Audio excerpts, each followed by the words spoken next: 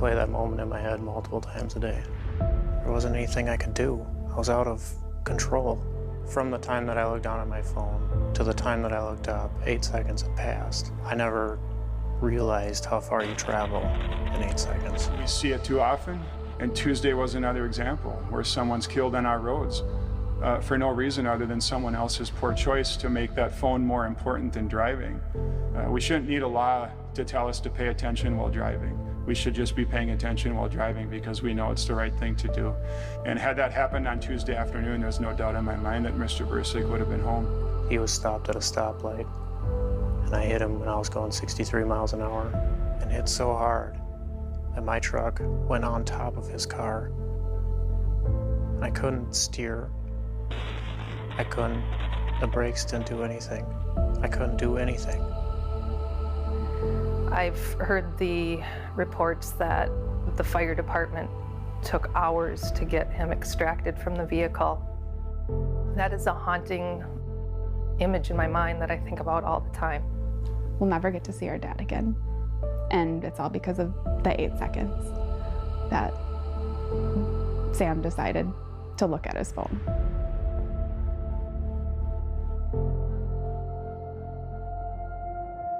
Robert and I were married on March 23rd of 2013, and he died just short of our 5-year anniversary. He made people feel very welcomed. He was always kind of the life of the party. He was never afraid to laugh at his own jokes. He really cared about humanity, the environment. I have 2 stepkids who are older, and when we were married, he really wanted to have another child, and of course I did too. So Ian was born in 2011, and he just thought it was the best thing. Even though he was an older father, he just looked at it like, how lucky am I to be able to get to do this again. He's missed out on so much. He's missed out on his daughter's wedding. He's missed out on the birth of his grandson. He's missed out on his son graduating from college. And Ian has missed out on not growing up and sharing a lot of those things with Rob that you hope every kid and father get to do. And he missed out simply on, somebody's poor choice. It's been difficult. He misses his dad a lot. My dad was the most energetic, outgoing, loving, funny guy almost anyone has ever met. He was that guy that just absolutely lights up a room when he steps into it. The big thing that we were planning when my dad was killed was my wedding. He was going to walk me down the aisle. So my uncle Paul, my dad's brother, had to walk me down the aisle because my dad wasn't there. My son was born in June of 2018. I can only imagine what an amazing grandpa he would have been. I feel devastated for my little brother Ian. I feel devastated for my brother Colin. I feel so sad for my son that he never got to meet him and have him as a grandpa. I feel so horrible for my stepmom. It's just so hard to think about the fact that he doesn't get to be here for the world and continue making an impact.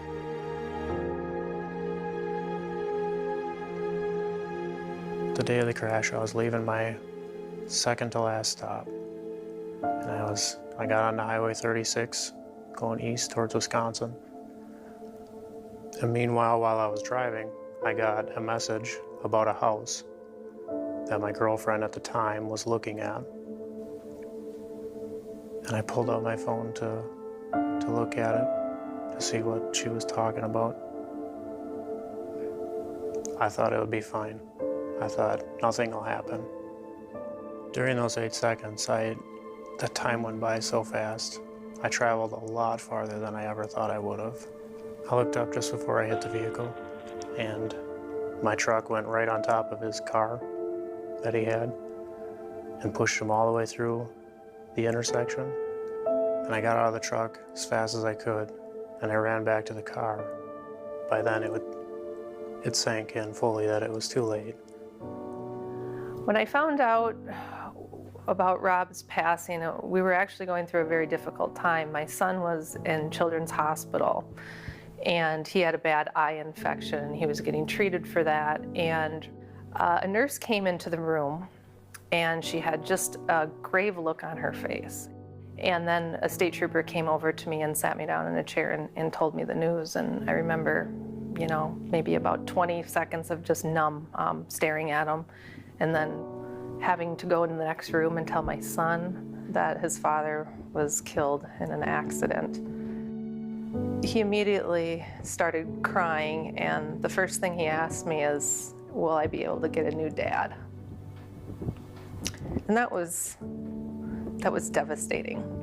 When I think about Mr. Bursik, I think about his family.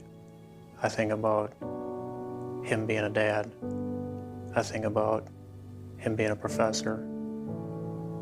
I think about his greenhouse that he had, which was his business. I think about his kids.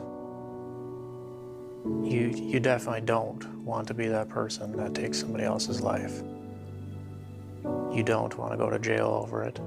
You don't want to hurt your own family and their family. At the time of the crash, I was a single dad raising a young son and a young daughter. Over the time I've been in jail, my children have missed out on me being there for Christmas, for Thanksgiving, for their Christmas concert. And they've just missed out on me being there every day as I was before. I know in the future my family will get to have me back for holidays. But Mr. Bursik's family won't have him back for any future holidays.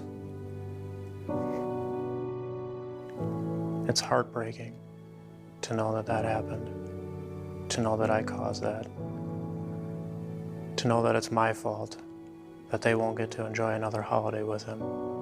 I can't say I'm sorry enough.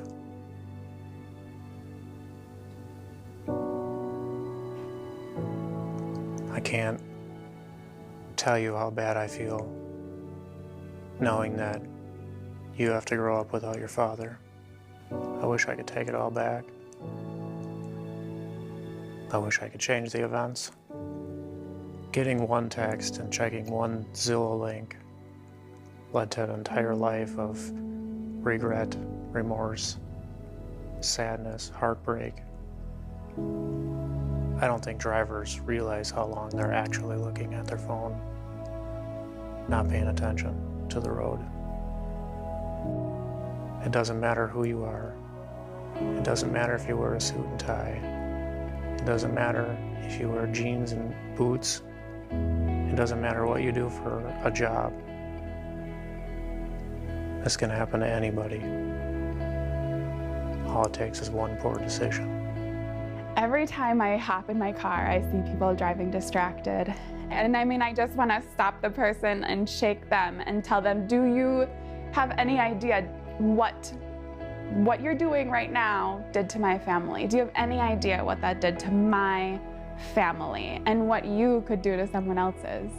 Hey, Jace, Ian's doing well, responding nicely to the antibiotics. My dad left me a voicemail updating me on my brother Ian's condition at Children's Hospital the day that the crash happened. So just wanted to let you know, if you're having a good day, I'll talk to you later. Love you, bye. You know, I mean, we have the memories, yes, but we'll never get to see our dad again. And it's all because of the 8 seconds that Sam decided to look at his phone.